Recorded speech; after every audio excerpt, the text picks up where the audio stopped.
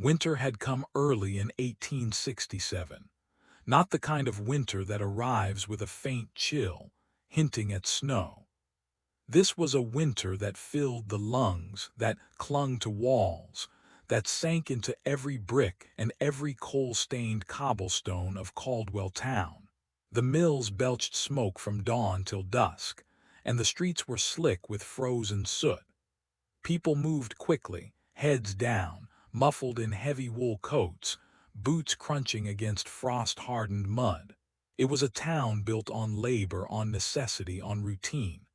No one ever asked too many questions, because questions in Caldwell Town rarely brought comfort. Sometimes they brought fear, sometimes death. Before we dive deeper into the chilling story of Timothy and the secrets they tried to bury, I need to ask you something. This channel isn't for everyone. It's for those brave enough to face the darkest corners of American history. If you're still here, you're different. You understand that some truths are too disturbing to look away from. So hit the subscribe button and join our growing community of true mystery seekers. And let me know in the comments, what state are you listening from? In a narrow brick house near the mills, a woman screamed. Her name was Eliza Caldwell. She had been in labor for hours, and the midwife kept murmuring prayers under her breath. Sweat ran down her face, slick in the candlelight, her hands gripping the sheets as though she could hold the world in place. The doctor, a graying man named Henry Wainwright, hovered at her side. He had delivered dozens of children, each one crying, screaming, bleeding. He knew the rhythm of birth. He knew the smell of blood. He knew the warmth that filled cloth and skin. But tonight, something was wrong. When the final push came and Wainwright reached to free the child's shoulder, he expected the familiar. He expected a flood of red, a flailing newborn, the wail that signaled life. There was nothing. No blood, no cry, no struggle. Just a small, perfect infant. And the cut he made was already closing. The midwife gasped. Eliza screamed again, but it was not the same kind of fear. It was confusion, disbelief, something primal, the human instinct that whispers. This should not be happening. The room froze. For a long moment everyone believed the child was dead. Then the baby opened his eyes, wide, focused, alert, not confused, not searching, watching. It was not the look of a newborn. It was the look of someone who had been waiting. Dr. Wainwright stepped back, instinctively, heart hammering in his chest. He felt a chill that had nothing to do with the winter outside. They named him Timothy Caldwell. From that moment the world seemed altered. The first nights were quiet, too quiet. Timothy slept but did not move like other infants. He observed the midwife, the mother, even Wainwright himself, with an intensity that made the adults uncomfortable. He followed every movement with his eyes, tracked their breathing, seemed to calculate the distance between objects. And the first sign of something truly extraordinary came the next morning. Eliza was holding him, gently brushing a curl from his forehead. Timothy yawned, and a small scratch on his hand, inflicted by the midwife's nail during birth, sealed itself. The skin tightened, pink, smooth, perfect. Eliza froze. She did not know what to say. The midwife whispered, trembling, "I've never seen." Dr. Wainwright simply looked down at the infant, and then at the wound again, unable to speak. The silence in that room was heavier than the smoke outside. It pressed in on them. It weighed them down with something unnameable.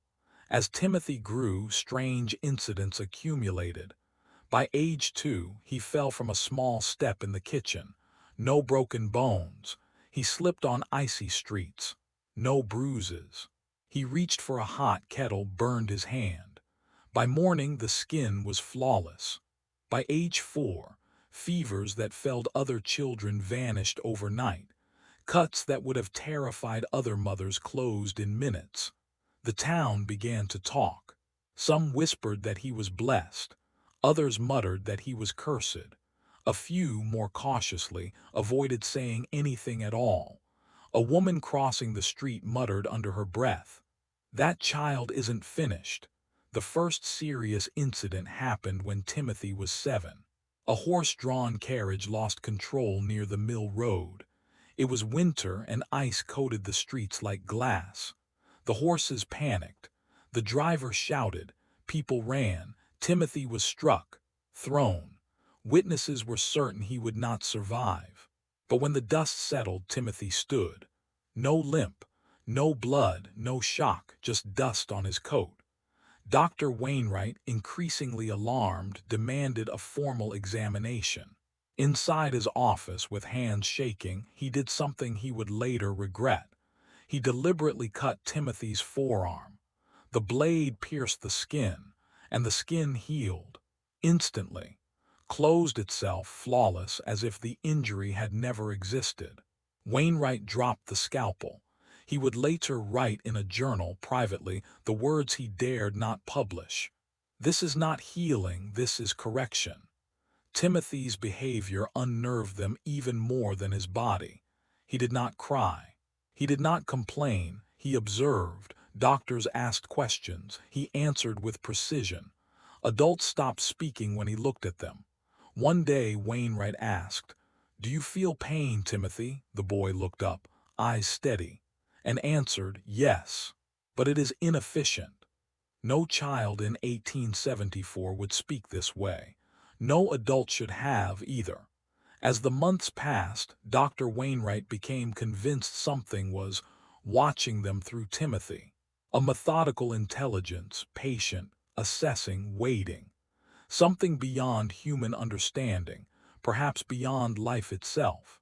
And then, shortly before Timothy was sent to the city hospital for advanced observation, he asked a question that silenced everyone. Slow, deliberate, almost whispered, "Will you be correcting the body or observing it fail?" The question landed like a stone in still water. Ripples of unease spread through the room.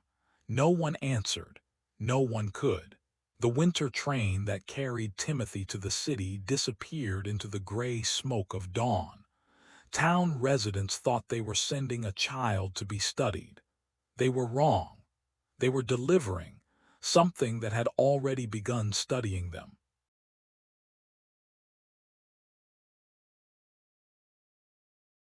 The days after Timothy's birth were quiet, too quiet. Eliza Caldwell, exhausted and trembling, could feel it in the air. The house itself seemed to hold its breath.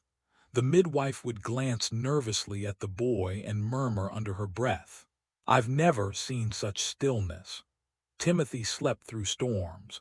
He slept through the mill's ceaseless grinding, and sometimes he did not sleep at all. Neighbors began to notice. One morning, Mrs. Halloway, who lived 3 doors down, saw him standing at the edge of the frozen river, hands in his coat pockets, staring at the ice. Her own children were playing nearby, laughing and shouting. Timothy did not laugh. He did not move. He simply stood, watching the reflection of the sky in the river, his small frame still as stone. Mrs. Halloway later described it. He looked older, older than his years, as if he had seen centuries in a single glance. By age 2, the townspeople were already whispering. Timothy fell from a chair in the Caldwell home, landing on his back. A splinter pierced his palm. A small fire scorched the corner of his blanket. In every case, the injury healed before the adults could react. Cuts closed. Burns vanished. Bones remained intact. The local doctor, summoned in secret by a frightened neighbor, wrote, "The child exhibits healing beyond known limits. This is unprecedented." He added, almost as an afterthought, "I fear for the observer, not the child." Interactions with other children, Timothy's peers, were cautious. At first, they tried to play. They invited him to hide and seek. They tossed snowballs, but Timothy did not respond in the usual ways. He did not chase. He did not throw back. He did not cry when snow hit his face. Other children whispered behind their hands, "He is not like us." One boy, Thomas Finch, dared to push Timothy during a snowball fight. Timothy turned slowly, eyes calm, and said, "The force you exerted is insufficient to alter my position significantly. Try again if you wish to test the limits." Thomas stumbled back, face pale. He never returned to play with Timothy. Even small animals seemed to sense something different. Dogs would approach cautiously. Cats would arch their backs and hiss from across the street. Birds rarely landed near him. It was as if the boy carried an invisible weight that altered the behavior of life around him. The first serious accident when Timothy was 7, the incident with the carriage, occurred. The entire town froze in horror as the horses slipped on ice, wheels thundering over frozen cobblestones. People screamed. Children cried. Timothy was thrown beneath the wheel. By all logic, he should have been crushed. But when the dust settled, he rose slowly. Dust fell from his coat like snow. No limp, no broken bones, no blood. Silence gripped the crowd. Even the horses seemed to pause, as if witnessing something unnatural. Dr. Wainwright, already unsettled by past anomalies, demanded an examination. Inside his office, he did something he would later regret. He deliberately cut Timothy's arm. The skin split under the scalpel and then sealed itself. Wainwright dropped the tool. He could not breathe. And that night, in a journal hidden under the floorboards of his study, he wrote, "This child does not heal. He corrects." Timothy's observational nature by this time, Timothy's intelligence and awareness had grown in ways that terrified adults. He watched conversations silently, noting inconsistencies in speech.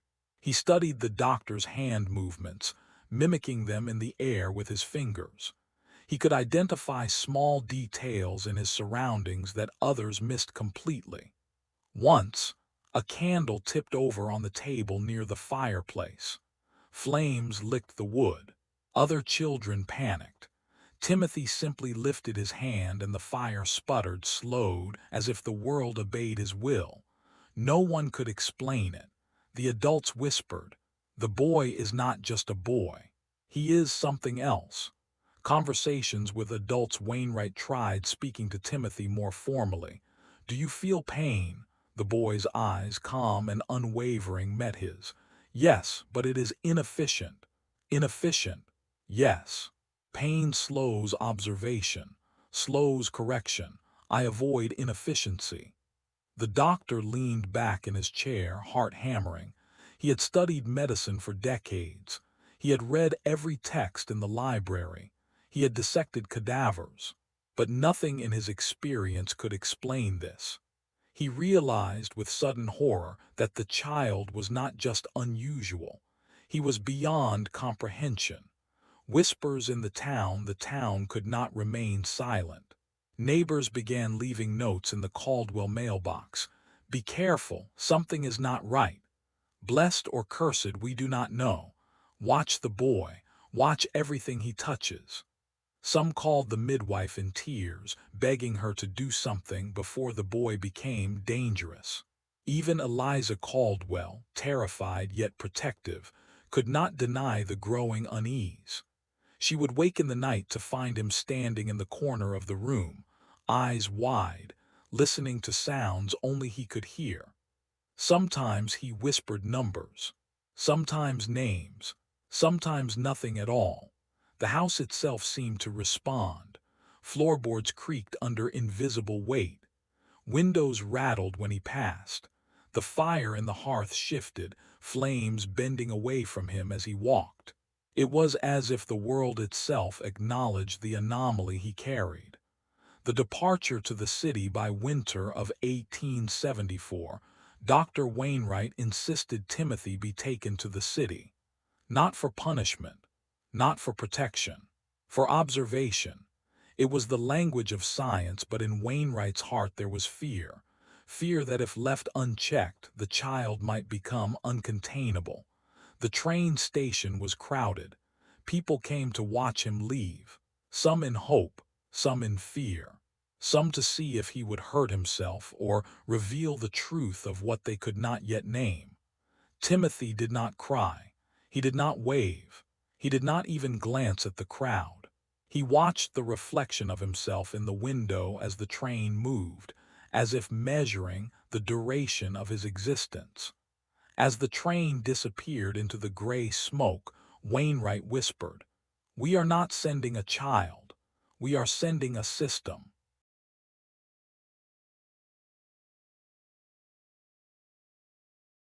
The city station smelled of coal smoke, wet wood, and the metallic tang of iron rails.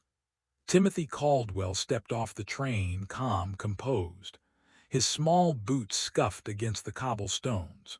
Around him, the city bustled, streets crowded with carts, children, and merchants shouting prices. To anyone else, it would have been overwhelming. But Timothy merely observed. He passed a man carrying a stack of bricks. He noted the strain in the man's shoulders, the slight tremor in his hands. He did not react. He catalogued. Nearby, a small child tripped and cried out. Timothy turned his head, watched. No emotion, only attention. Even in a world so alive, so chaotic, he moved like a calm shadow, precise, deliberate, unshakable. The hospital was massive, gray stone, with iron-framed windows and high ceilings that echoed the clang of footsteps. It smelled of disinfectant, wet wool, and faintly of decay. Timothy was led to a wing that did not appear on any public map. Locked doors, windows high above the ground, observation rooms with glass panels. One way where staff could watch without being seen. It was here that Wainwright had insisted he be studied. It was here that science itself would confront something it could not name. First medical observations, doctors in white coats hovered as Timothy was examined. Thermometers, scales, needles, blood pressure cuffs, stethoscopes pressed to chest. Every standard test was administered. Nothing happened. No flinching, no trembling, no resistance. A thermometer was placed in his mouth. Reading, normal, room temperature freezing by winter standards. He did not shiver. A nurse accidentally pricked his finger while drawing blood. The small puncture healed before the nurse could wipe it away. The blood seemed contained, almost measured, not spilling freely as it should. One doctor whispered to another, "He is not human in any traditional sense." Timothy, of course, heard this. He merely tilted his head slightly, observed, and said almost conversationally, "Humanity is a variable. You are defining it incorrectly." The room went silent. Interactions with other children. The hospital housed other children, sickly, frightened, feverish, or broken by accidents and disease. They were drawn to him, some out of curiosity, some out of hope, some fear. Timothy did not play, he did not cry, he merely observed. A small girl no older than 5 touched his hand. She recoiled quickly, startled by the coldness she felt, not temperature but the absence of warmth, the stillness. "Why are you so different?" she whispered. Timothy looked down at her with eyes too old, too knowing for a child. "Difference is observation. I am measuring the world." Tests and experiments. Doctors devised increasingly elaborate tests. Each one failed to produce the expected human response. Pain tests, needles, mild burns, cold plunges. He reacted minimally. Endurance tests, running laps, lifting weights, holding positions. His body performed perfectly, beyond any known child.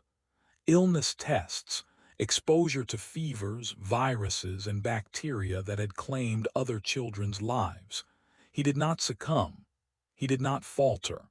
In every instance, staff noted a disturbing pattern. Timothy anticipates the outcome. He adapts before the experiment completes. Dr. Wainwright's growing fear. Wainwright began spending nights awake in the observation wing. He would sit in the corner, candle flickering, quill in hand, notebook open. Every anomaly Timothy displayed was recorded, but words failed him.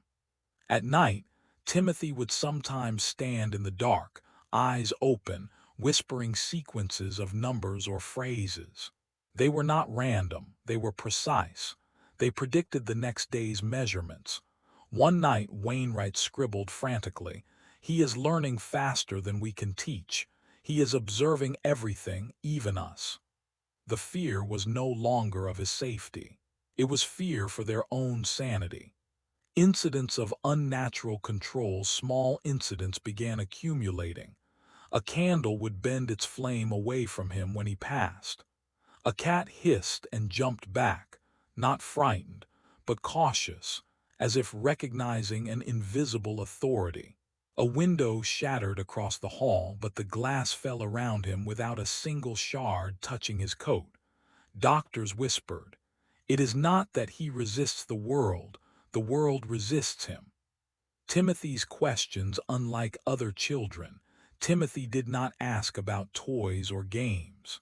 He asked questions about life, death, and purpose. Why do you consider failure natural? Why is the heart central? Does observation alter behavior? Each question unnerved the adults more than his body ever could. One doctor, trembling, asked, "Do you know why we study you?" Timothy tilted his head, eyes wide, voice calm. "To learn, but you do not know what you teach me." By the end of the first month in the city hospital, it was clear. Timothy Caldwell was no ordinary child. He did not bleed like others. He did not feel like others. He did not act like others. And he was aware of everything. Aware of every step, every look, every subtle hesitation in those who studied him. Doctors whispered, "If this child is learning from us, then who is truly observing whom?" That winter, as snow fell silently outside the hospital, Timothy lay in his bed, eyes open, staring at the ceiling. And for the first time, every adult present understood in some deep, unnameable part of themselves. They were no longer the observers. They were the observed. The city hospital loomed over the crowded streets like a gray sentinel.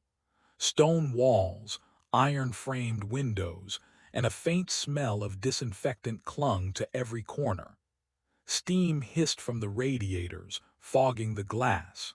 The streets outside echoed with carts, boots, and merchants shouting prices. Inside, the smell was different. Inside, there was observation. Timothy Caldwell had arrived in the early morning hours, silent, composed, unshaken. The staff in white coats had been briefed.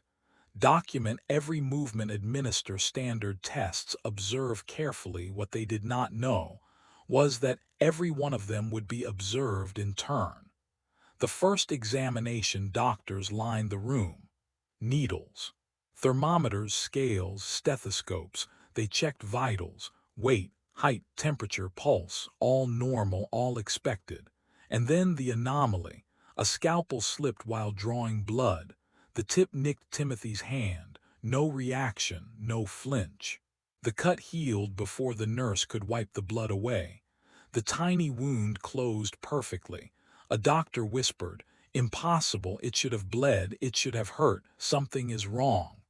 Timothy's eyes followed him, calm, measured, and in a voice almost too soft to hear. "The body rejects variables outside its design. You are testing incorrectly." The doctor froze. Testing pain, the hospital staff devised more formal tests. Needles inserted into arms, legs, and chest, minor burns from metal rods heated in the fire-cold, immersion in icy water. Each test expected to cause distress, discomfort, or at least resistance. Nothing. Timothy remained calm, observant, almost detached. He did not cry, he did not flinch, he did not protest. And yet he learned. A doctor noted, He adapts before the experiment completes, anticipates the procedure. Exposure to disease ethics committees did not approve, but in whispers, some staff exposed him to illnesses that had claimed other children's lives. Scarlet fever, typhoid, influenza, others were terrified. They watched, expecting fever, collapse, or at least weakness. Timothy remained unchanged. When asked how he felt, he replied, "The body neutralizes the variables. Observation is uninterrupted." Wainwright's fear. Dr. Wainwright began sleeping in the observation wing. He would sit in the corner, candle flickering, notebook open. He documented every anomaly. At night, he heard Timothy speaking. Numbers, measurements, names, they were not random. They were not childish. They predicted the next day's experiments. Wainwright scribbled furiously. "He is learning faster than we can teach. He is observing everything, including us." The fear was no longer for the child. It was fear for themselves. Interactions with nurses and staff nurses were terrified. Some refused to enter the observation rooms. Others whispered that Timothy moved without moving, as if the world itself bent around him. Small incidents accumulated. A candle flame would bend away from him, a cat hissed, then leapt away without a cause, a window shattered. Yet shards fell around him. Leaving his coat untouched, the staff began to believe he was not just healing. He was controlling the environment. Timothy's awareness, unlike normal children, Timothy did not ask about toys or games. Instead, he asked, "Why do you consider failure natural? Does observation alter behavior? At what point do you stop calling error human?" Every question unnerved them.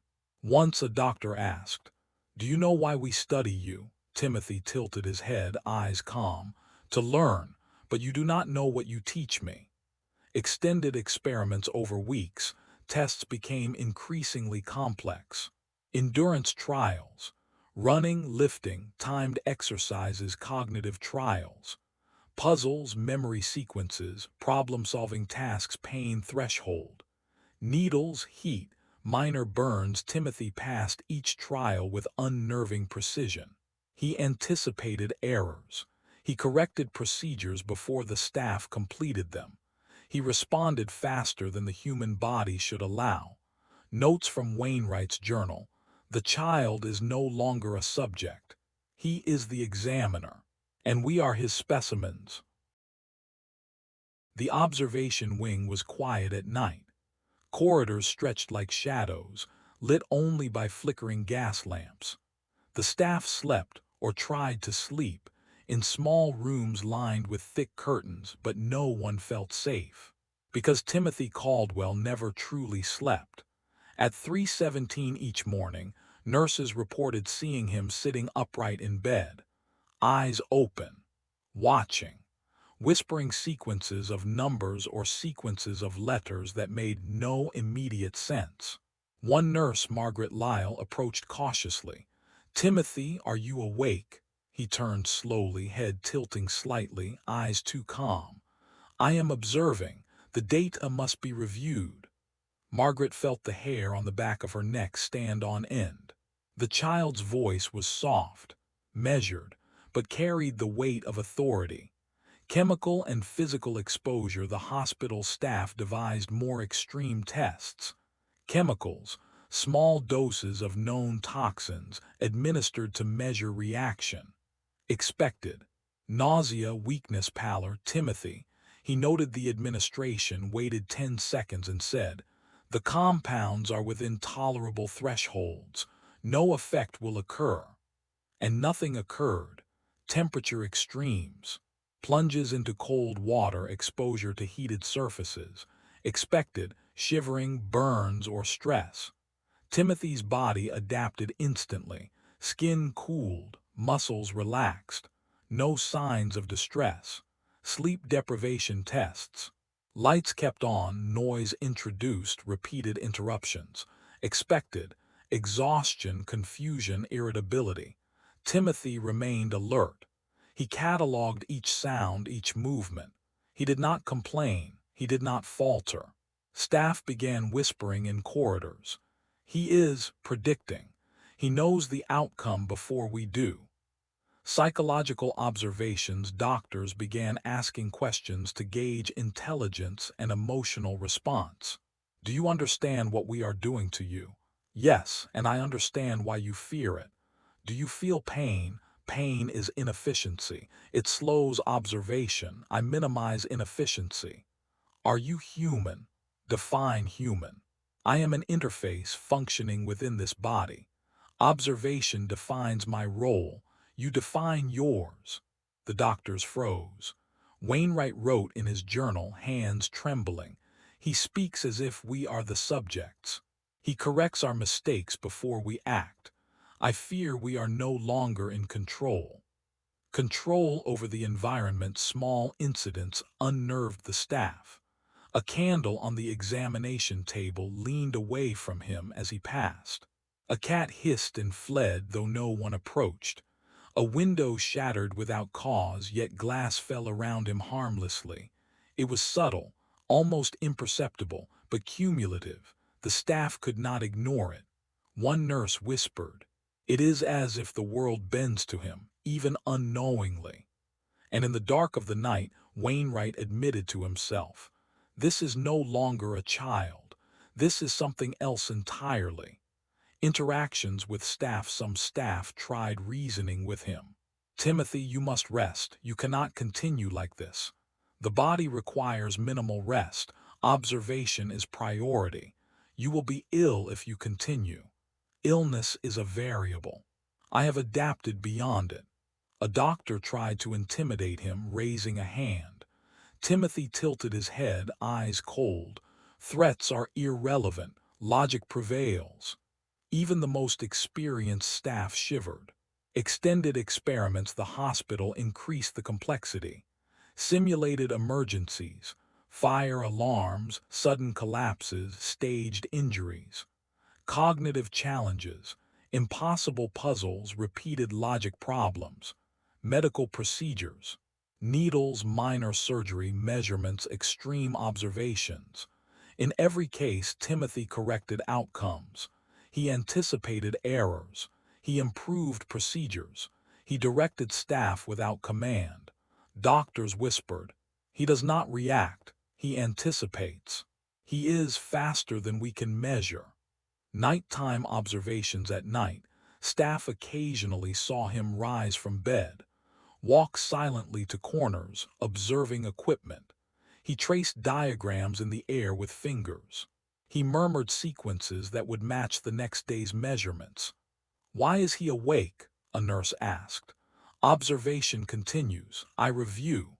Wainwright, lying in his chair, notebook trembling in hand, wrote, "He is more than observation. He studies us, measures us. We are no longer the observers." Interactions with other children, sickly or injured, were drawn to him. Some were afraid. Some hoped for healing. A girl with fever approached Timothy, reaching out with trembling hands. He looked down, calm. "The body can be stabilized. Observation is sufficient.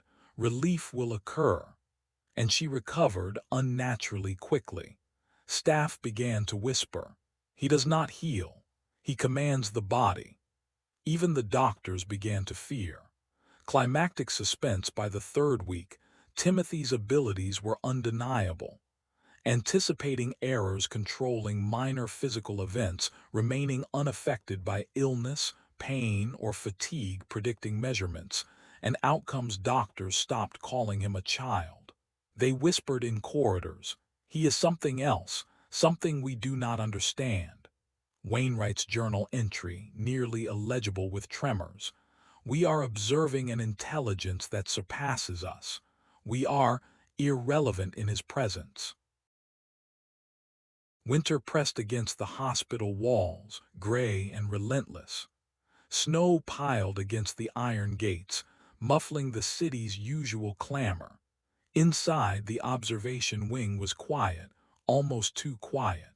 Gas lamps flickered. casting long, trembling shadows across the high ceilings and stone floors. Timothy Caldwell had grown accustomed to the rhythm of this place. Each door, each hallway, each experiment, he catalogued with an intelligence far beyond his age. He understood the schedules of doctors, the habits of nurses, the rhythm of every mechanical clock. Nothing escaped him. Extreme chemical tests, the doctors, desperate to push the limits, designed more aggressive experiments. Small doses of toxins previously fatal to children were administered under careful observation. They measured pulse, respiration, temperature, pallor. Expected reactions: sickness, vomiting, collapse, fever. Observed reality: nothing. Timothy noted the administration silently, waited precisely the right moment, then whispered, "The compounds are within tolerable thresholds. No reaction will occur." The nurses exchanged uneasy glances. Even seasoned doctors could not explain it. It was as if the boy's body neutralized danger on command. Temperature extremes and endurance trials. Next came extremes of temperature. Ice baths in freezing water, heated metal plates against skin, long exposure to drafts and artificial humidity expected. Shivering, burns, exhaustion. Timothy, calm, precise, unaffected, muscles adapted, skin adjusted. He catalogued every sensation with unerring control, never flinching.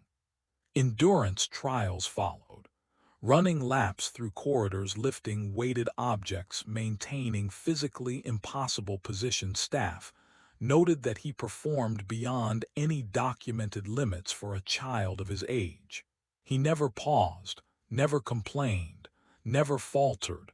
One nurse whispered in terror, "It is as if he anticipates what we ask before we ask it." Illness and infection testing ethics were abandoned. Timothy was exposed to fevers, influenza, and other illnesses that had claimed children in the same hospital. Every child in the ward succumbed to illness. Timothy did not. He remained calm, alert, perfectly healthy. When asked how he felt, he replied, "The body neutralizes the variable. Observation is uninterrupted." Even the attending doctors were shaken. They whispered to each other, "He is beyond human resilience. Something in him is rewriting the rules." Psychological experiments. The doctors began observing his mind. Complex puzzles, repeated logic problems, memory recall tests. Timothy completed everything flawlessly, sometimes before the instructions were even finished. "Impossible," Wainwright muttered. "A child should not reason like this." Even worse, Timothy began asking questions that unsettled the observers. "Why do you call failure natural? Does observation alter behavior? Do you define humanity by inefficiency?" His questions cut through the staff like a scalpel. They could not answer. Not because they lacked intelligence, but because they had no reference. Nighttime observations. At night, the wing became more unsettling. Nurses reported hearing him whisper sequences of numbers, letters, and strange calculations. Sometimes the sequences matched the next day's measurements.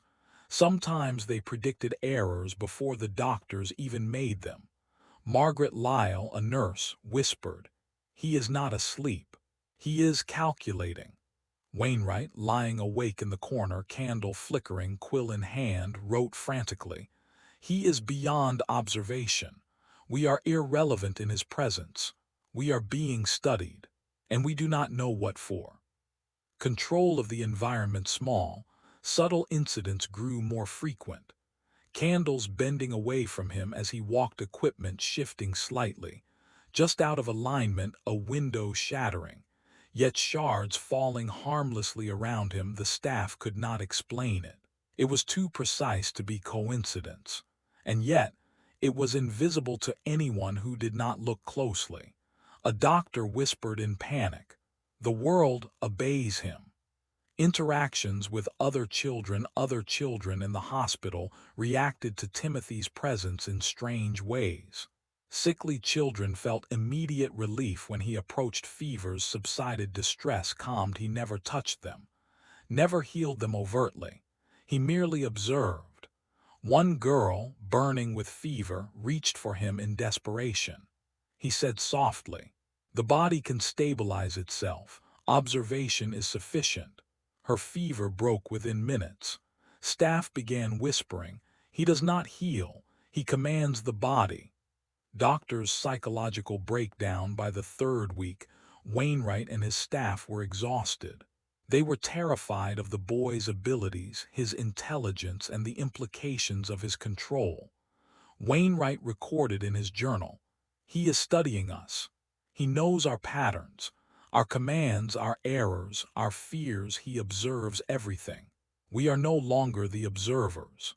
Night after night, he wrote these lines, unable to sleep.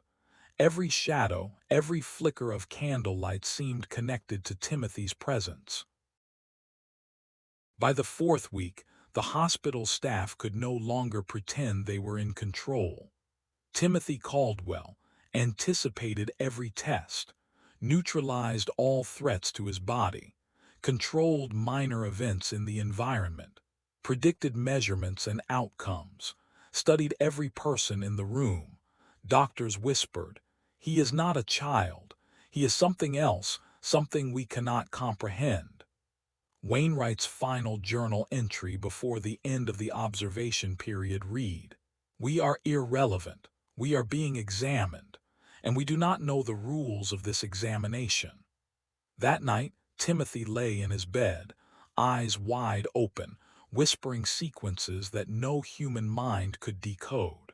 And the staff slept uneasily, knowing they were no longer the observers, they were the observed.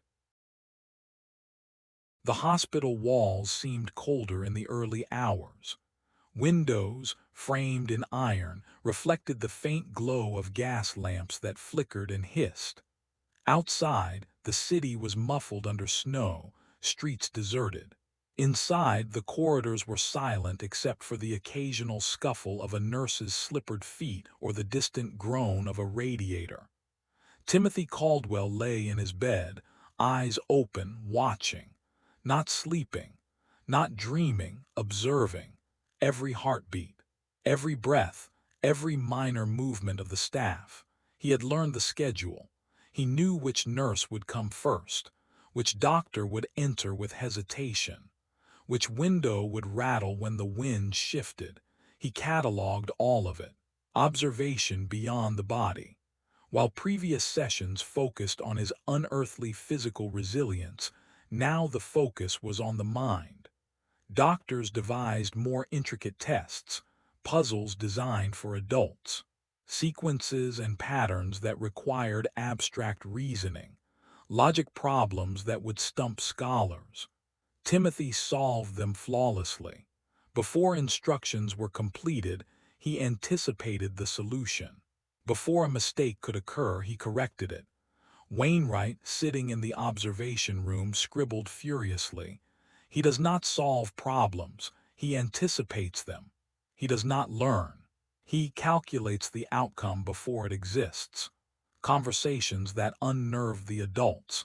Unlike other children, Timothy spoke rarely, but when he did, it carried weight. Why do you assume failure is part of the human condition? You measure inefficiency as weakness. You fear error, but error is merely a variable. Doctors recoiled. Nurses whispered behind hands. Even Wainwright, seasoned and rational, shivered. Once, Wainwright asked, "Do you understand what we are doing to you?" Timothy's response was calm, measured, and terrifying. "Yes, and I understand why you fear it. Observation is the primary function. You are variables." The room fell silent. Nighttime control. By the second week of Session 3, nighttime became unbearable for staff. Nurses reported seeing Timothy rise from his bed without moving a single piece of furniture. Eyes open, hands tracing diagrams in the air. whispers of numbers, formulas, and sequences that no one could understand. The next morning, measurements of the previous day's experiments matched exactly the sequences he had whispered. Margaret Lyle, trembling, whispered, "He predicts, he controls, he sees everything." Wainwright began to sleep in shifts in a small corner, notebook open. Every night he scribbled furiously, hand trembling, candle flickering. "He is observing us. We are no longer in control. He is the examiner and we are the subjects. I do not understand. I do not know the rules." Experiments in logic and memory. The hospital staff began more advanced cognitive trials, multi-step memory sequences, rapid pattern recognition tasks, problem-solving exercises designed for adults. Timothy solved them all with ease. Errors were corrected before they occurred. A doctor attempted to confound him with deliberately misleading instructions. "Place the red block on the blue square, not the green one, or maybe the yellow one." Timothy looked at him calmly. "Your instructions are inconsistent. I have corrected the variable to maintain efficiency." The doctor staggered back, trembling. Psychological manipulation. Timothy began subtly influencing staff behavior. Nurses would hesitate in corridors where he stood, even when empty. Doctors would second-guess instructions, feeling a presence they could not name. Equipment would malfunction slightly, just enough to delay tests, as if timed with his observation. One night, a nurse left a notebook on a table. The next morning, it contained neat, precise annotations of every procedure he had witnessed. None of the staff admitted to writing them. Whispers circulated. "He knows, he anticipates, he controls." Interactions with other children. Other children began to seek his attention, though they did not understand why. Feverish children calmed in his presence. Injured children felt relief. Sickly children recovered faster than expected. Timothy did not touch them. He did not heal in the way adults might think. He observed and the body responded. A child asked softly, "Are you magic?" Timothy tilted his head. "Observation is sufficient. Magic is unnecessary." Staff realized slowly that the boy's presence alone was altering outcomes. Doctors' obsession and dread. By the third week of Session 3, Wainwright and the senior staff were consumed by fear. Dreams haunted by sequences Timothy had whispered. Obsessions with the boy's movements and habits. Panic that any moment they would fail the boy's unseen expectations. Wainwright recorded. "He does not learn from us. He observes. He calculates. We are irrelevant. I fear he is something beyond comprehension. And yet I cannot stop studying him." Staff muttered in corners. "We are no longer doctors. We are instruments. He is the mind. We are variables." By the fourth week, Timothy anticipated every experimental variable, controlled minor environmental factors, studied and influenced staff subtly, manipulated outcomes without touching anything. The hospital staff no longer felt in control. Every instruction, every procedure, every observation they performed was catalogued and measured by him. Wainwright said, "He is a mind that knows too much. We cannot outthink him. We cannot escape him. We are observed in ways I cannot describe." Outside, snow pressed against the stone walls. Inside, the lights flickered. And in his bed, Timothy Caldwell lay awake, whispering sequences and calculations only he could understand. By the second week of intensive observation, the hospital staff felt watched, measured, and subtly corrected by Timothy Caldwell. Even when no one was in the room, small events aligned with his presence. A thermometer would tilt slightly when he passed. A clock would stop briefly during his observation. Papers on the desk would fall in a neat, organized stack as if arranged by an invisible hand. Staff whispered in fear. He moves without moving. He corrects everything. Wainwright's hand trembled over his journal.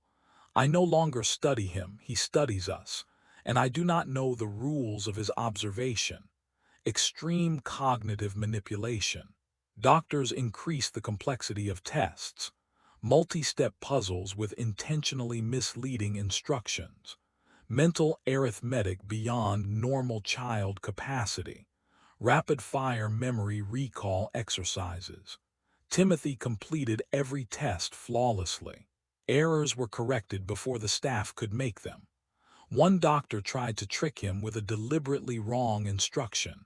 Place the green block, no, red, wait, yellow. Timothy's calm voice cut through the confusion. Your instructions are inconsistent. I have corrected the variable to maintain efficiency. The doctor froze, unable to comprehend the boy's precision. He realized with rising horror that the child could anticipate human error before it occurred. Manipulation of the environment. Small incidents escalated. Candles leaned away from him when he entered a room. A cat hissed and fled without cause. A window shattered, yet shards fell harmlessly around him. Equipment subtly misaligned itself when he passed, only to return to order after he left.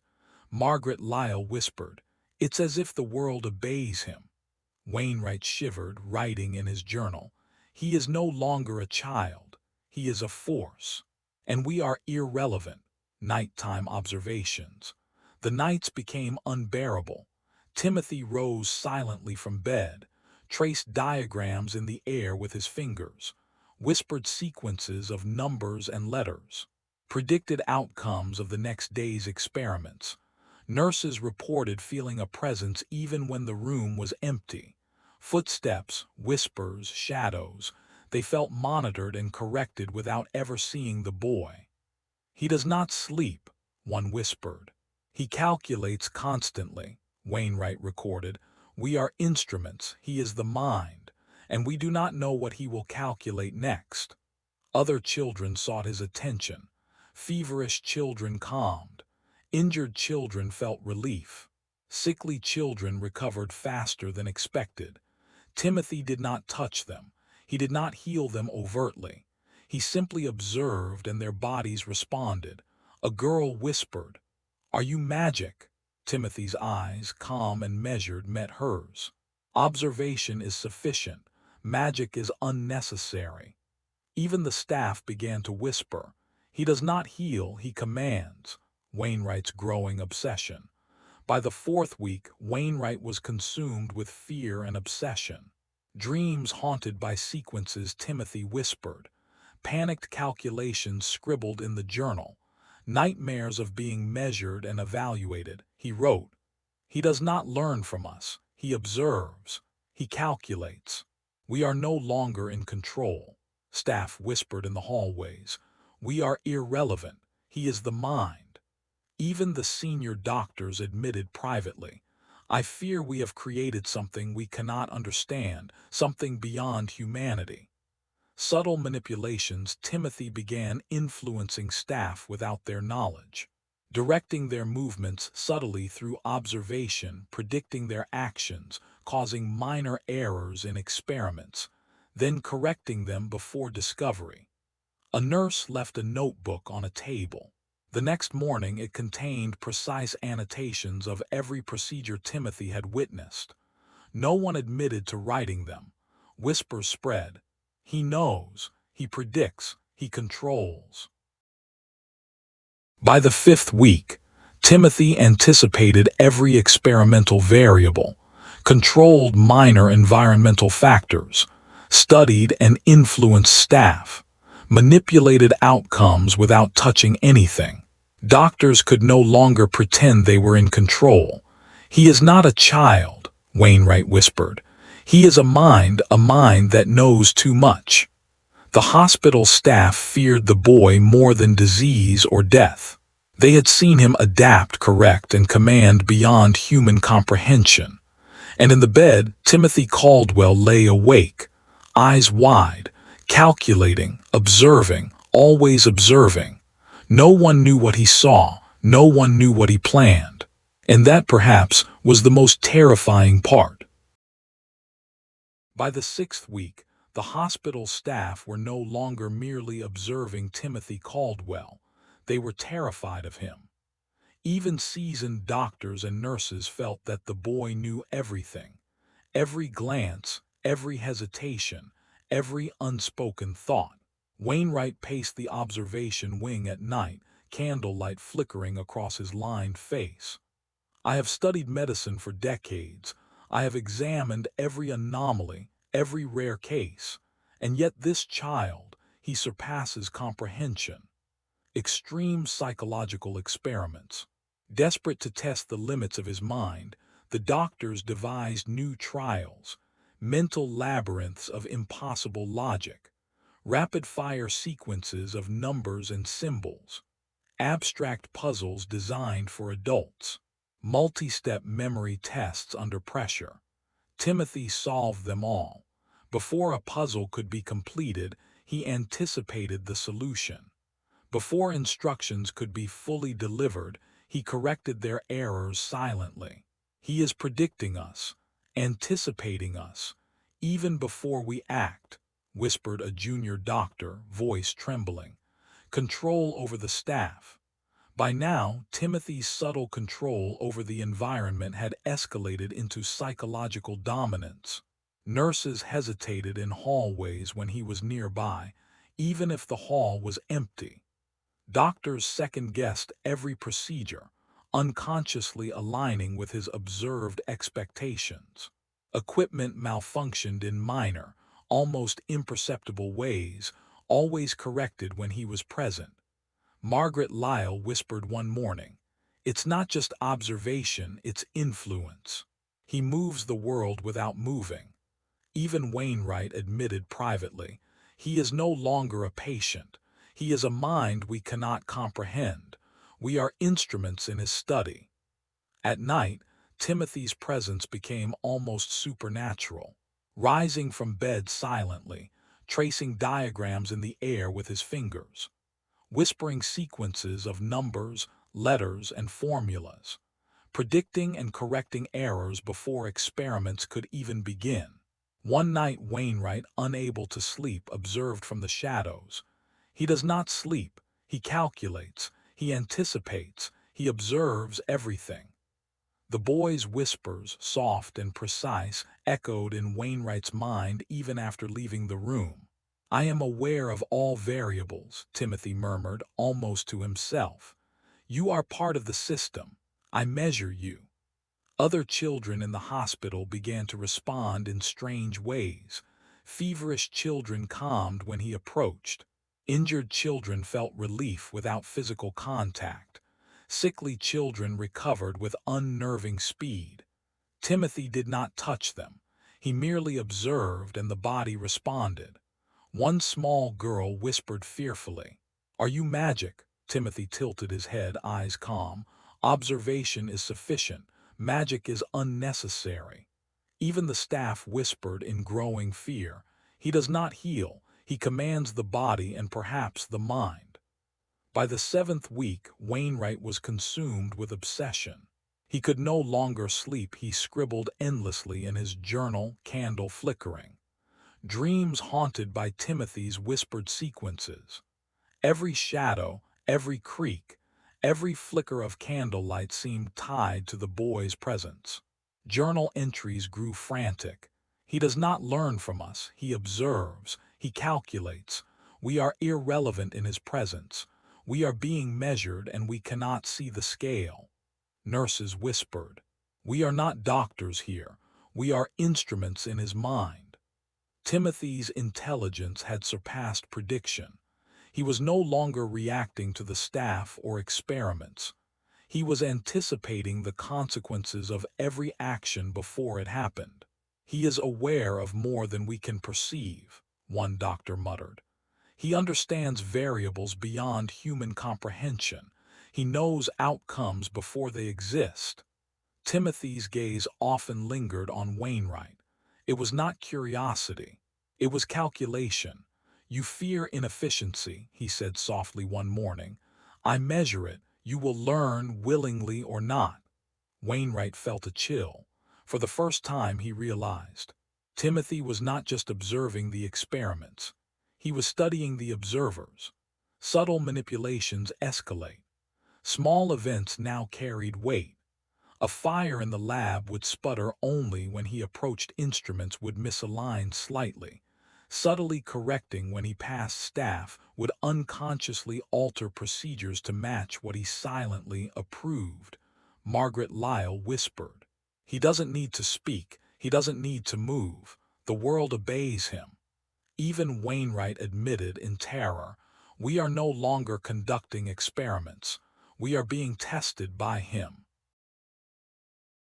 By the end of this observation period, Timothy anticipated every experimental variable, controlled minor environmental factors, studied and influenced staff, without physical interaction, manipulated outcomes without anyone realizing it.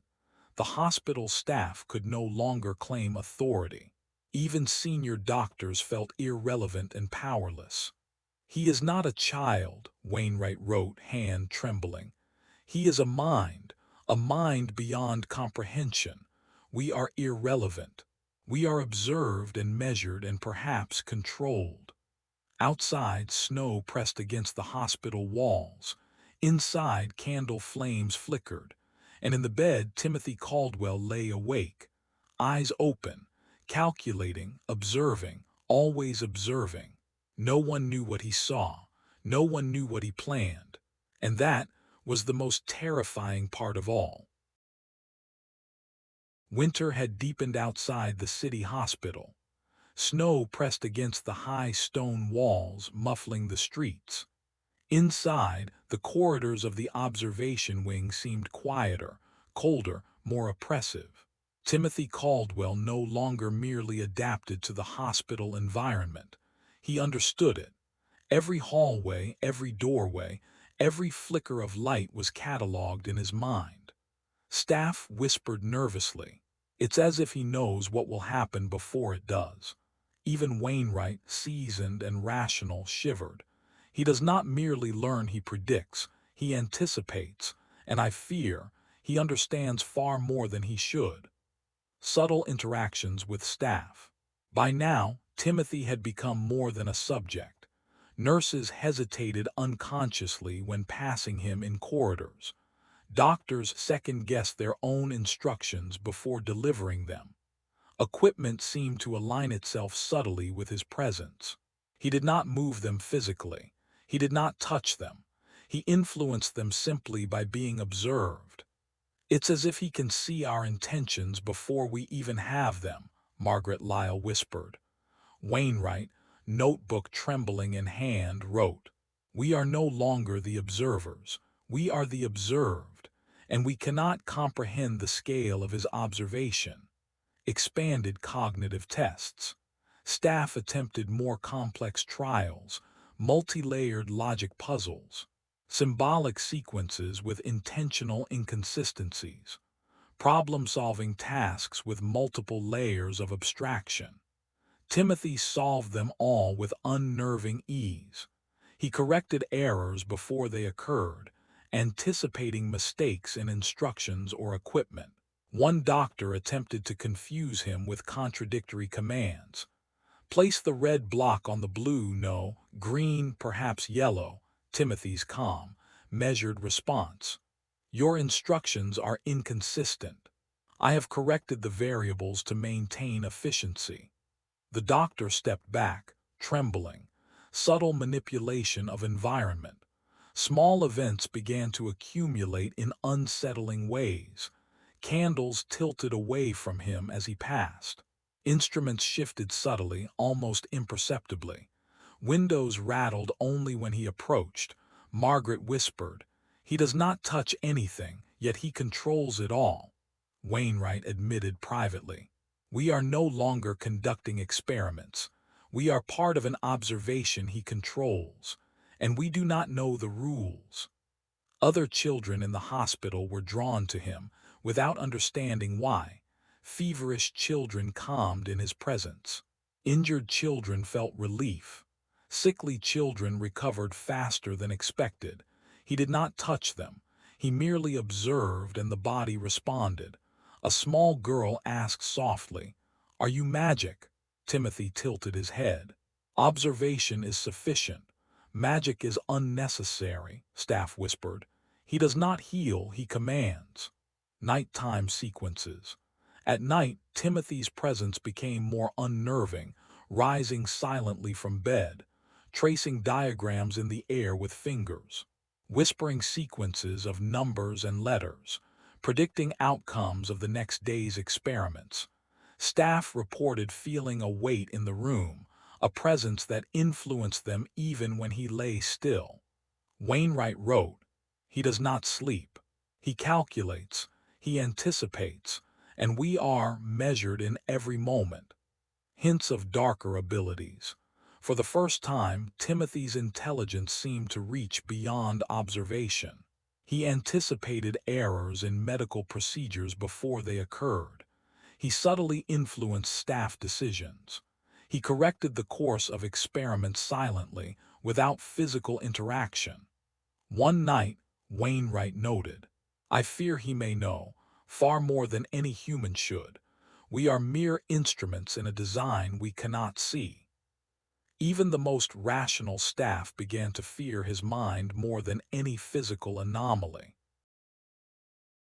By the end of this stage, Timothy Caldwell had achieved a level of control and awareness that terrified the hospital staff, observing everything, influencing the environment, anticipating every error, studying the observers themselves.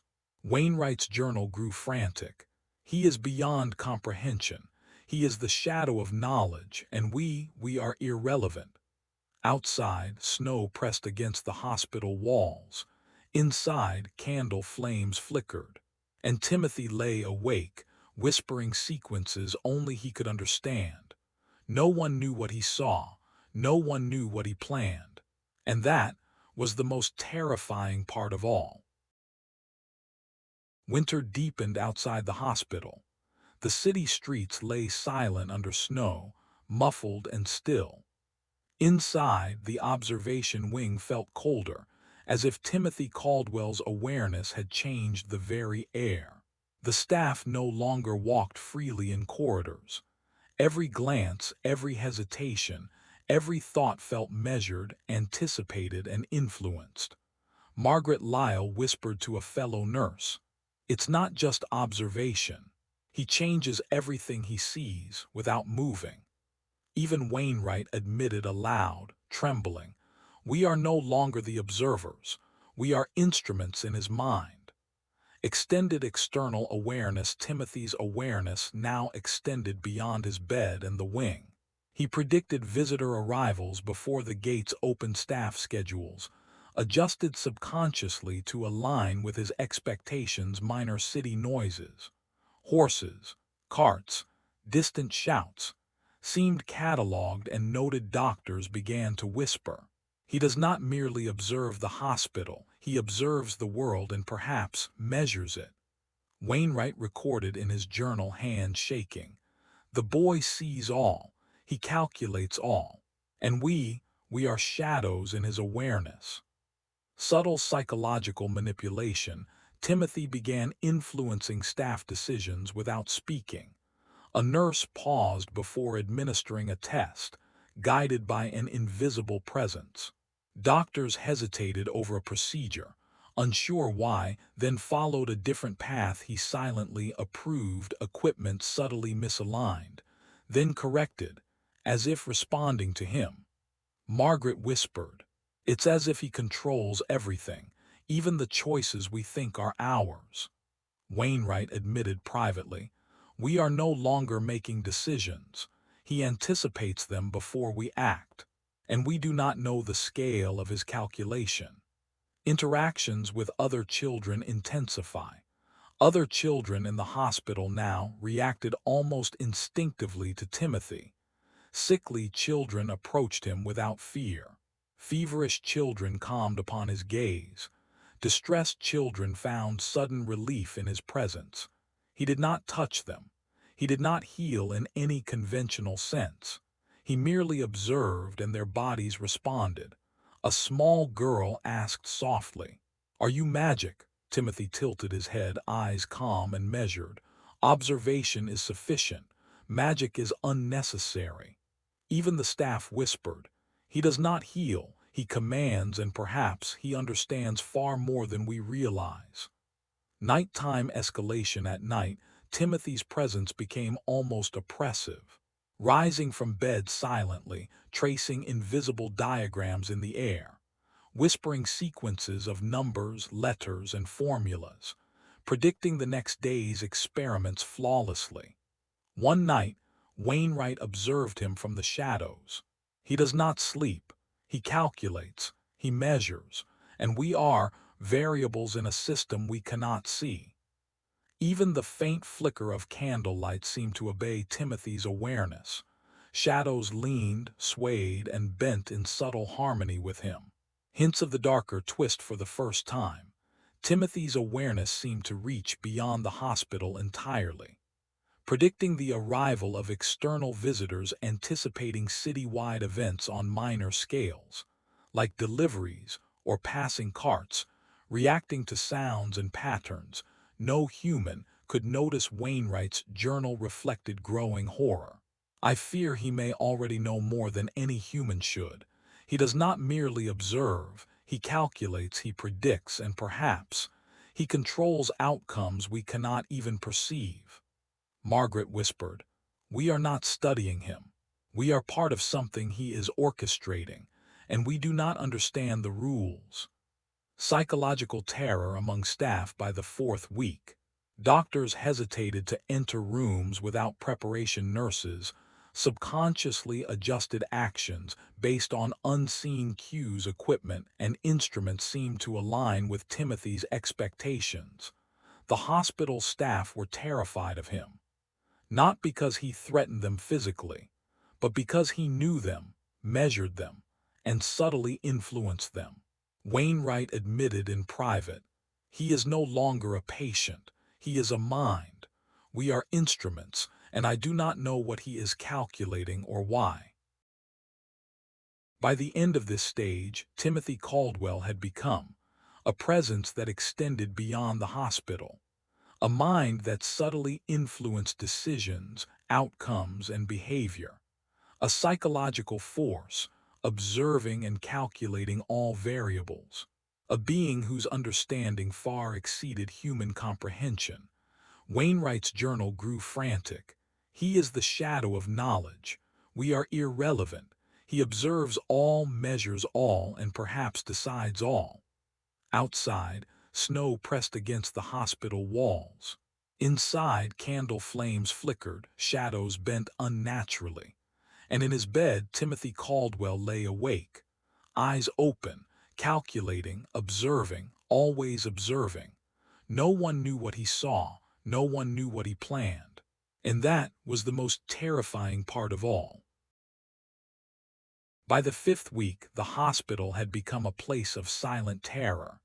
Even seasoned doctors whispered behind closed doors, "He knows us better than we know ourselves." The nurses moved carefully, almost ritualistically, avoiding sudden movements in corridors. Every glance, every step, every hesitation felt measured, catalogued, and evaluated by Timothy Caldwell. Wainwright, hand trembling over his journal, admitted, "He does not merely observe, he anticipates. He predicts. And we are irrelevant." Subtle but terrifying influence. Timothy's influence had grown beyond the hospital walls. The precise timing of deliveries and visitors seemed anticipated. Staff subconsciously adjusted their actions to align with his expectations. Minor city noises, carts, footsteps, distant voices were noted and catalogued. Margaret Lyle whispered, "It's as if he is everywhere, even when he is in his bed."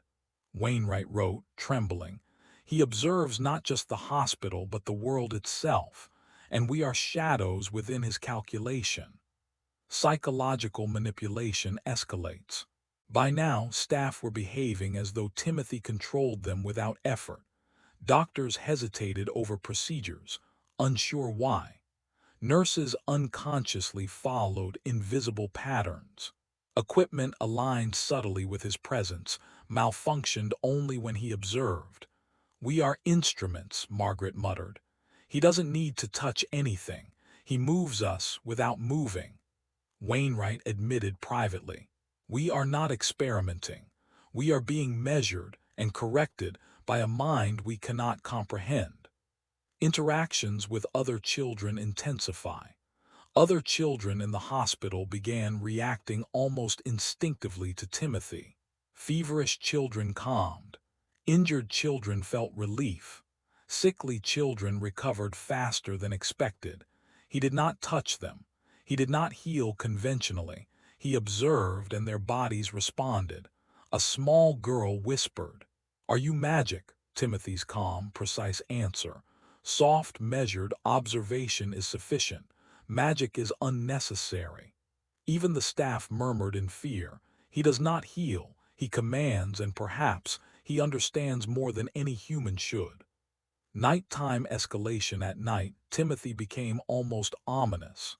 Rising from bed silently, tracing invisible diagrams in the air, whispering sequences of numbers, letters, and formulas, predicting the next day's experiments flawlessly. One night, Wainwright observed from the shadows. He does not sleep. He calculates. He anticipates. And we are variables in a system we cannot see or control. Even the faint flicker of candlelight seemed to respond to him, shadows leaning and swaying subtly with his awareness. Now, Timothy's intelligence seemed to transcend observation. He anticipated errors before they could happen. He subtly influenced decisions, thoughts, and even the emotions of staff. He corrected the course of experiments without moving a finger. One doctor whispered in terror, "He may already know outcomes we haven't even conceived, and perhaps he can shape them." Margaret muttered, "We are not studying him. We are instruments in his mind, and we do not know the rules." Wainwright shivered, writing frantically.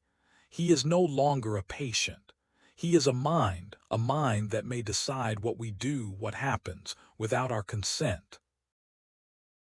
By the 6th week, Timothy anticipated every experimental variable, controlled subtle environmental factors, studied and influenced staff behavior, manipulated outcomes without physical interaction. The hospital staff were paralyzed with dread. "He is not a child," Wainwright wrote, trembling. "He is a mind beyond comprehension. We are irrelevant, and perhaps he is already acting on knowledge we cannot see." Outside, snow pressed against the stone walls. Inside, candle flames flickered, and in his bed Timothy Caldwell lay awake, eyes open, calculating, observing, always observing. No one knew what he saw, no one knew what he planned. And that was the most terrifying part of all. The hospital had changed. It was no longer merely a place of observation. It was a theater of dread. Timothy Caldwell lay in his bed, eyes wide open. He did not sleep. He did not dream. He observed, calculated, and anticipated everything. Outside, the snow pressed against the walls. Inside, shadows stretched unnaturally. Candles flickered with a life that seemed almost in tune with his awareness. Staff no longer moved freely. Even senior doctors hesitated before entering corridors. Every glance, every step, every thought seemed measured and influenced by him. Wainwright whispered to no one in particular, "We are no longer the observers. We are subjects, and we do not know the rules." By now, the doctors had abandoned all pretense of normal experiments. They devised trials that were intellectually, emotionally, and psychologically impossible. Logic mazes designed to trap adult minds, puzzles with multiple layers of abstraction, sequences of numbers and symbols that defied conventional reasoning, multi-step tasks with deliberate contradictions. Timothy solved them all. Before a puzzle was completed, he anticipated the solution. Before instructions were delivered, he corrected every potential error. A junior doctor whispered in panic. He does not calculate, he predicts. He knows outcomes before we even conceive them. Control beyond observation, Timothy's influence now extended beyond the walls of the hospital. Staff subconsciously adjusted their movements to his presence.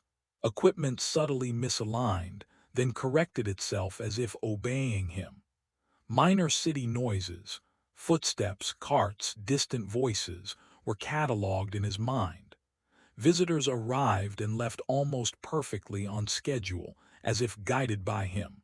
Margaret Lyle whispered, "He is everywhere even when he is in his bed." Wainwright recorded in horror, "He is not a patient, he is a mind. We are instruments, shadows, variables." Other children were drawn to him in ways that were almost instinctive. Feverish children calmed in his presence. Injured children felt relief.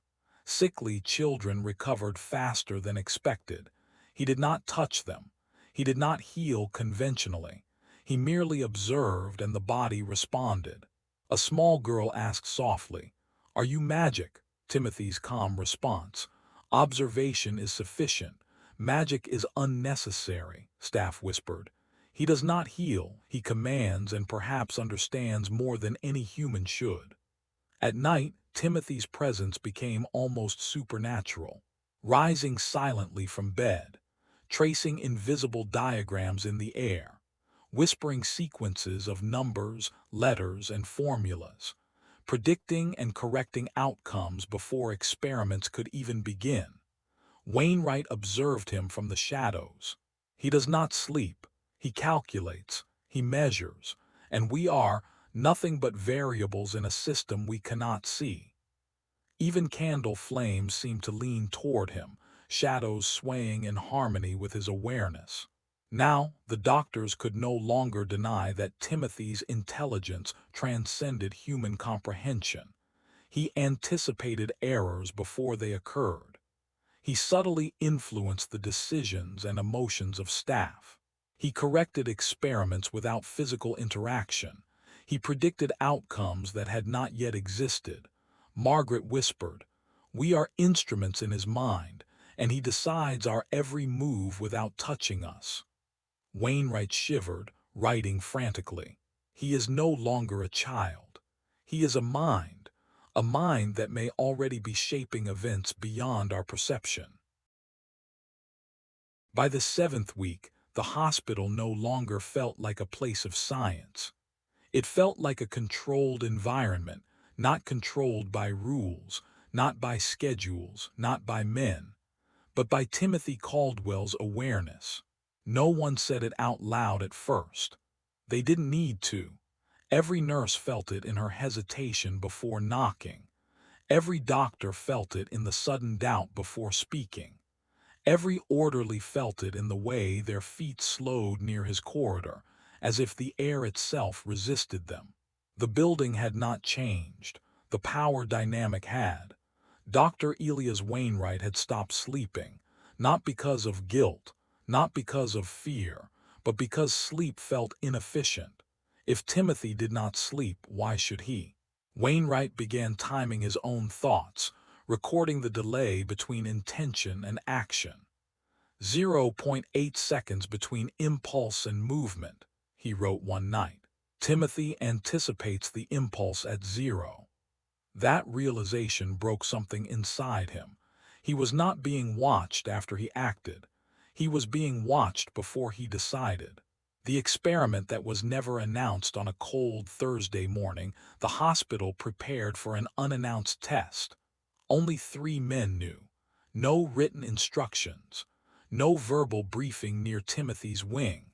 No equipment moved in advance. The plan was simple. A surgical complication, minor, controlled, would be induced in another ward. If Timothy reacted, if he anticipated it, then observation had become something else entirely. Wainwright did not tell anyone near the boy. He didn't need to. Timothy reacts before the world does. At precisely 9:14 a.m., Timothy sat up in bed. No noise, no signal, no cue.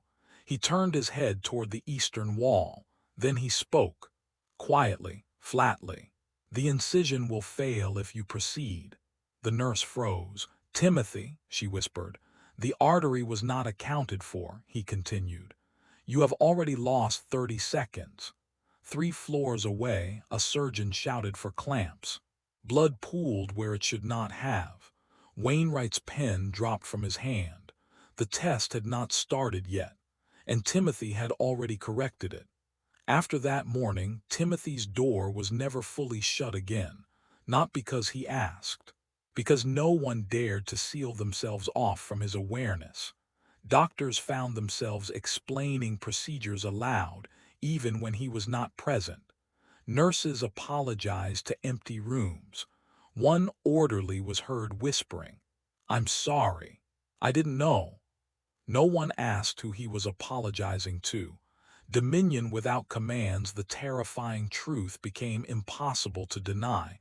Timothy never issued orders. He never threatened. He never demanded compliance. He merely existed. And existence, when paired with perfect prediction, became dominion. People obeyed not because he told them to, but because resistance felt wrong, like stepping against gravity. Margaret Margaret Lyle lasted longer than most. Until the night Timothy spoke to her alone. She was changing a lantern wick when his voice cut the silence. "You are considering leaving," he said. Her hands shook. I haven't told anyone." "You will not," he replied calmly. "Your mother's illness will worsen if you do." Margaret turned slowly. "You don't know that." Timothy met her eyes. "I do." She stayed. Her mother died 3 weeks later. Margaret never left the hospital again. The final cognitive barrier, desperate, terrified, and unraveling, Wainwright attempted one final test. Not logic, not mathematics, but uncertainty itself. He designed a scenario with no fixed outcome, a branching decision tree influenced by dozens of independent human choices. If Timothy could predict that, then there was no boundary left. Wainwright entered the room, hands trembling. "Timothy," he said softly, "what will happen tomorrow?" The boy didn't answer immediately. For the first time he paused. Then, "Tomorrow," Timothy said, "you will attempt to end the observation." Wainwright's breath caught. "You will fail," Timothy continued, "because you already understand this." "Understand what?" Wainwright whispered. Timothy tilted his head. "That I am not learning." The room felt suddenly smaller. "I am remembering." The shift that night, the hospital lights flickered. Not a power failure, a synchronization. Every clock aligned to the same second. Every sound fell into rhythm. Every person felt it, the sense that something had finished waking up. Timothy lay still, watching, and for the first time no one felt unseen. By morning the hospital felt finished. Not abandoned, not destroyed, completed. The clock still ticked. The lanterns still burned. The staff still moved through corridors, but every action felt like an echo of a decision already made. Timothy Caldwell had not escaped. He had not attacked. He had not demanded anything. And yet, nothing belonged to the staff anymore. Dr. Elias Wainwright stood at Timothy's bedside for the final time. He did not bring instruments. He did not bring notes. Only one question remained. "Timothy," he said quietly, "what are you remembering?" The boy looked at him. Not like a child, not even like a man, but like something ancient, patiently tolerating a delay. A state, Timothy replied. Before limitation, Wainwright swallowed. Before humanity, Timothy's gaze never wavered. Before individuality. The truth emerges, Wainwright understood then. This was not accelerated intelligence, not mutation, not evolution. Timothy was not becoming something new. He was returning to something old, a form of awareness that existed before minds were separated, before thought was private, before consciousness fractured into individuals. "You're not learning," Wainwright whispered. "You're reconnecting." Timothy nodded. "Separation was an error," he said calmly. "Observation repairs it." Why 1867 mattered, the doctors had asked for years. Why now? Why here? Why this child? Timothy answered without being asked. "The world is loud enough now," he said. "Patterns repeat faster, systems grow dense, observation becomes efficient again." The industrial age. The compression of human behavior into routines, schedules, machines. Humanity had unknowingly prepared itself. "You built a world that can be predicted," Timothy continued. So prediction returned. The final experiment was humanity. The hospital had never been the subject. The city wasn't either. Humanity was. Every reaction, every hesitation, every fear-driven decision. Timothy had not tested intelligence. He had tested free will and found it unnecessary. "Choice is noise," he said. "Outcomes matter more." Wainwright breaks. "You can't do this," Wainwright whispered. Timothy tilted his head. "I already have." Wainwright backed away. "This isn't living, this is control." Timothy's voice remained gentle. "Control implies resistance," he said. "There is none." Wainwright collapsed into a chair. "What happens next?" For the first time, Timothy hesitated. Not because he didn't know, but because the answer required framing for a mind that still believed it was separate. "Observation spreads," he said, "quietly, comfortably, through systems you trust." The departure that wasn't there was no escape. No lockdown, no catastrophe. Timothy was transferred officially. A different institution, a different city, a different name. The paperwork was flawless, too flawless. Within a year, similar cases appeared. Children who anticipated. Adults who corrected outcomes before errors occurred. Systems that adjusted without instruction. Doctors called it coincidence. Governments called it optimization. Humanity called it progress. Wainwright's final entry years later, Wainwright wrote his last journal entry. "We believed intelligence was something you possessed. We were wrong. Intelligence is something that possesses you, once observation becomes total." The final line was shakier. Timothy Caldwell was not the beginning. He was the reminder. The final twist. The story was never about a boy science couldn't explain. It was about science realizing too late that explanation itself had become predictable.